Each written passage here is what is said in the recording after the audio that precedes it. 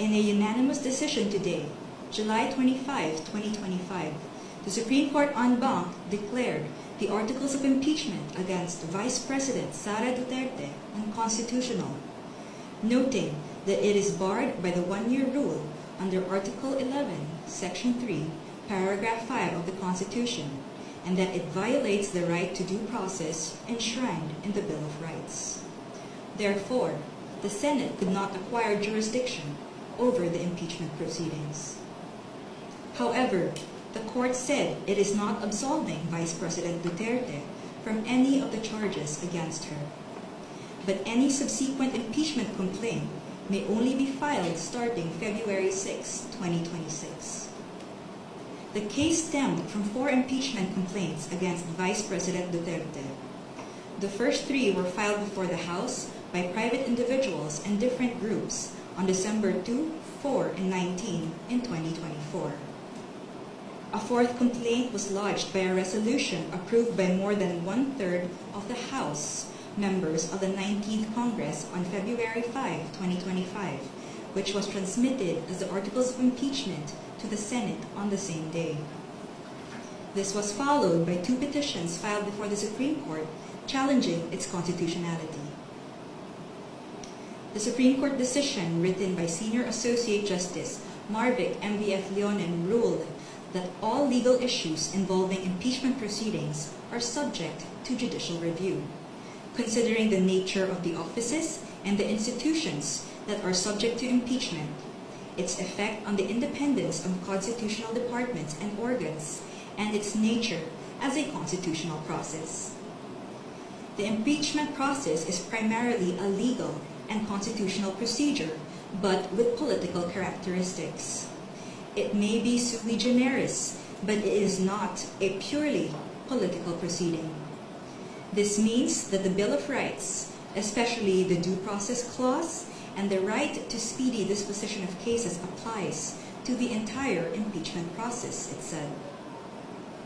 Although the court does not determine whether an impeachable officer may be removed or disqualified from political office, it emphasized that it has the duty to construe the process mandated in the Constitution.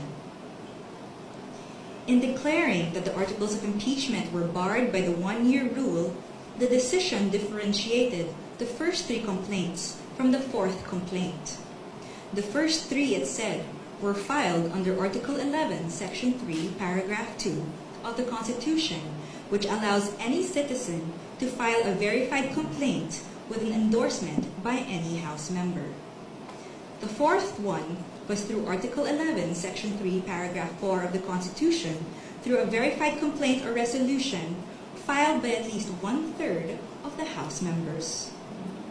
The court took note that the House of the 19th Congress did not act on the first 3 endorsed complaints, which were considered terminated or dismissed upon adjournment of the House. The 3 impeachment complaints were archived and therefore deemed terminated or dismissed on February 5, 2025. Therefore, no new impeachment complaint, if any, may be commenced earlier than February 6, 2026, the Supreme Court held. Under Article 11, Section 3, Paragraph 5 of the Constitution, no impeachment proceedings shall be initiated against the same official more than once within a period of 1 year. According to the decision, the 1-year bar is reckoned from the time an impeachment complaint is dismissed or is no longer viable. A key issue in the petitions is whether the House complied with the 10-session-day requirement under the Constitution for including a verified impeachment complaint in the order of business of the House.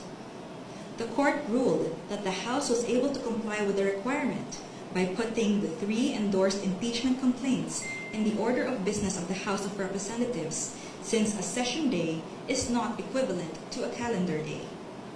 It is a period that starts from a call to order until the session is adjourned, regardless of the passage of time.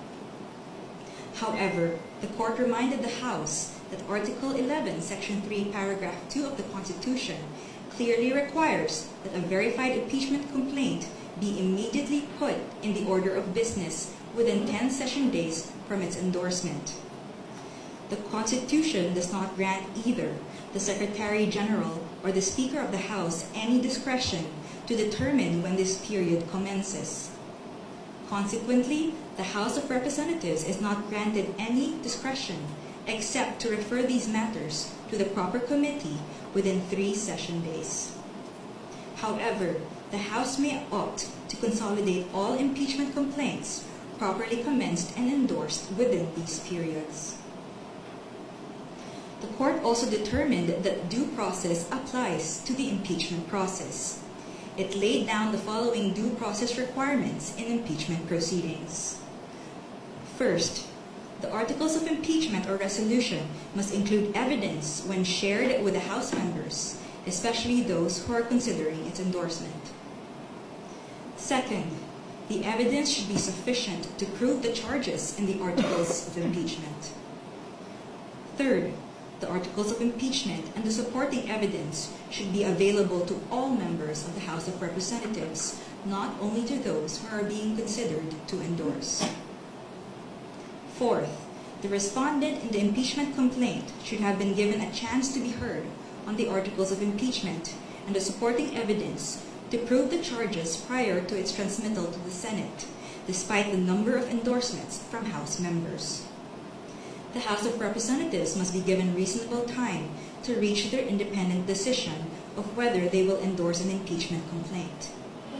The court, however, has the power to review whether this period is sufficient, but petitioner, who invokes the court's power to review, should prove that officials failed to perform their duties properly.